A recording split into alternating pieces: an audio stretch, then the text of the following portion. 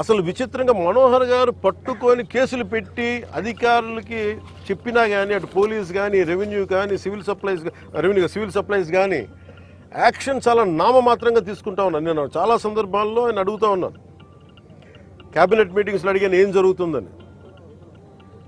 నేను ఒకటే ఏం చెప్పానంటే, ఇందాక మన మనోహర్ గారికి వీళ్ళకి మనం ఏ యాక్షన్ కనుక మనం ముందుకు తీసుకెళ్ళకపోతే వీళ్ళు ఇన్ని మాటలు చెప్పి దీన్ని ఏమి ముందుకు తీసుకెళ్ళలేదేంటి అన్న అపవాదం మనందరి మీద ఉంటుంది.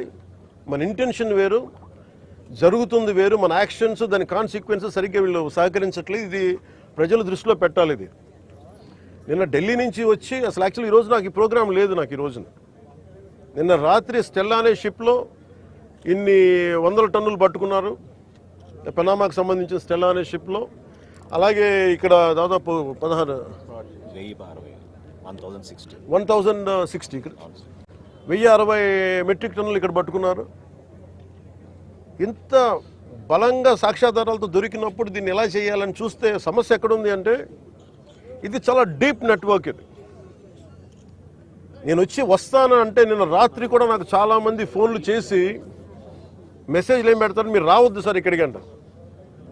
మీరు ఎందుకు రాకూడదంటే ఒక 10,000 మంది జీవితాలు అతలాకుతలం అయిపోతాయని.